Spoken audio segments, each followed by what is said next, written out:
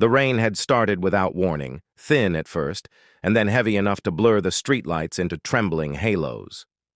Daniel pulled his jacket tighter as he hurried his son Leo toward the bus stop. Life as a single dad meant every day felt like a careful balance between patience and urgency. Leo chatted about school projects, unaware of the weight his father carried. Daniel listened, smiling at the right moments, even though his mind was busy with bills, late shifts, and the quiet fear of failing the one person who depended on him most. Still, he reminded himself, love was showing up. A sudden cry cut through the rain, sharp and frightened. Daniel stopped. Across the street, a small girl stood frozen near the curb, her backpack soaked, eyes wide as cars splashed past. No adult was in sight. Leo tugged his father's sleeve, sensing something was wrong. Daniel didn't think. He handed Leo his bag and stepped into the street, raising a hand to slow traffic. Horns blared, but drivers braked. He reached the girl, crouching to her level, speaking softly. She was shaking, unable to form words, pointing behind her. A delivery truck idled nearby, its driver distracted on the phone. Daniel guided the girl away from the curb, sheltering her under his jacket. Leo watched, worried but proud, as his father led the stranger to the bus stop bench and wrapped her in a spare scarf. Between sniffles, the girl explained she had missed her stop and panicked. Her phone was dead. Daniel nodded, steady and calm, the way he'd learned to be after Leo's mother passed. He told her she was safe now, and he meant it with everything he had. They waited together while Daniel borrowed a charger from a passerby. The girl's mother answered on the first ring, her voice breaking with relief.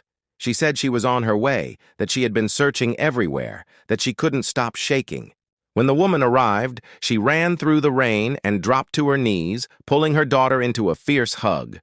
Tears streamed down her face as she thanked Daniel again and again. He waved it off, embarrassed, saying any parent would have done the same. But she insisted on getting his name, pressing her card into his hand despite his protests. Daniel glanced at it briefly, more focused on getting Leo home before the buses stopped running. He said goodbye and walked away, thinking the moment would fade like the rain. Days passed. Life returned to its routines. School lunches, overtime shifts, late-night homework. Daniel forgot the card in his jacket pocket. He didn't expect anything else. Good deeds, he believed, were meant to be quiet, not repaid. A week later, Daniel received a call during his lunch break. The woman introduced herself as Maya, the girl's mother. She asked if they could meet for coffee. Daniel hesitated, unsure, but Leo urged him to go, curious about the story's ending. At the cafe, Maya explained that she worked for a foundation supporting families in crisis. She had been deeply moved by Daniel's calm and kindness, especially after learning he was raising a child alone. She said people like him were rare and deserved support too. Daniel listened politely, uncomfortable with praise. He didn't see himself as special, just a dad doing his best. Maya smiled, saying that was exactly why she wanted to help. She offered resources, childcare assistance, and even help with Leo's school fees. The offer felt unreal. Daniel's first instinct was to refuse. Pride rose quickly, sharp and stubborn. But then he thought of Leo's worn shoes, the school trip he'd had to decline, the nights he'd counted coins at the kitchen table. Accepting help, he realized, wasn't weakness. He agreed cautiously, setting boundaries, insisting on fairness. Maya respected that. Over the following months, small changes made a big difference. Leo joined a science club. Daniel reduced overtime and cooked dinner without rushing. Their apartment felt warmer, lighter. What Daniel didn't expect was the friendship that grew alongside the help. Maya became a familiar presence. At school events, community meetings, casual dinners where laughter came easily. Leo adored her daughter, and the two children became inseparable. Daniel found himself opening up in ways he hadn't since his wife's passing. He talked about fear, exhaustion, and hope. Maya listened without trying to fix everything. She shared her own struggles, admitting how close she'd come to losing herself to worry. One evening, walking home after a neighborhood festival, Daniel realized something had shifted.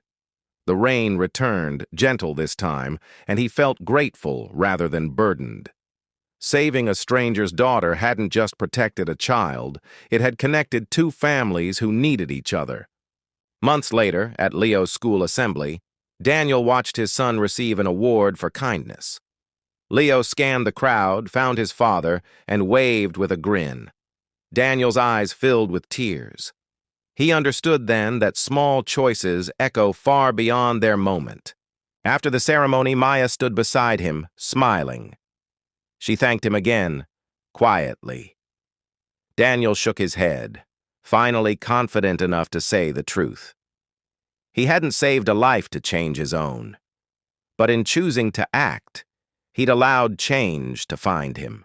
As they walked out together, Daniel felt something rare and precious settle in his chest. Not luck, not reward, but the steady knowledge that compassion moves in circles. What you give returns, not always as you expect, but often as exactly what you need.